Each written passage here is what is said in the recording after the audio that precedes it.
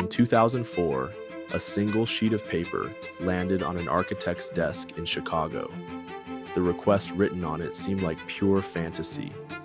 Build the tallest structure humans have ever created in the middle of a desert. Most didn't think it could be done, but this is a story about doing the impossible, about pushing engineering to its absolute limits, about transforming a patch of sand into a monument that would pierce the clouds and change our understanding of what humans can achieve. Dubai was at a crossroads. This young emirate knew its oil wouldn't last forever.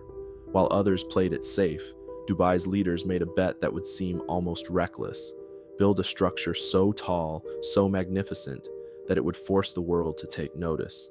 They weren't just planning a building, they were planning to rewrite their future. The first challenge, however, wasn't height, it was depth. Engineers had to develop a foundation system that could support 400,000 metric tons of steel and concrete in unstable desert soil. The solution was a Y-shaped raft foundation, sitting on 192 piles, each drilled 150 feet deep into the ground. Picture drilling a tunnel the height of a 15-story building, then multiplying that 192 times. The foundation alone required a feat of engineering that would make the ancient builders of the pyramids stop and stare. But building the foundation was just the beginning of the concrete challenge. The brutal desert heat threatened to make the entire project impossible. Traditional concrete methods would fail in temperatures hot enough to bake bread in a parked car. So the crews adapted, pouring concrete at night, using ice-cold water in the mix. But even that wasn't enough.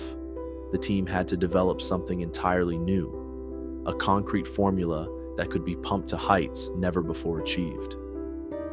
They engineered a mixture so precise that it could withstand the pressure of being pumped half a mile into the sky without separating, defying the conventional limits of concrete technology. The tower's distinctive shape isn't just for show, it's a masterpiece of aerodynamic engineering. Each wing of the Y-shaped plan buttresses the others, while the building's 27 setbacks disrupt wind vortices before they can build up enough force to make the tower sway. At its peak, the Burj Khalifa can flex up to 6 feet without compromising its structural integrity. But achieving this perfect balance required more than just brilliant design. It demanded a complete reinvention of how we build tall. As the tower reached for the sky, every aspect of construction had to evolve. Construction crews operated the world's longest-reaching crane, which had to be jacked up the building as it grew. They pioneered a technique called jump forming, where the concrete forms literally climbed the building, allowing workers to pour new floors while lower levels cured. Every 3 days, another floor emerged from the desert sky, each one pushing the boundaries of what seemed possible. The sheer scale of materials tells part of this story. 330,000 cubic meters of concrete pumped higher than ever before, 39,000 metric tons of rebar laid by hand, and 142,000 square meters of glass engineered to withstand extreme desert conditions. Even the elevators had to be reimagined.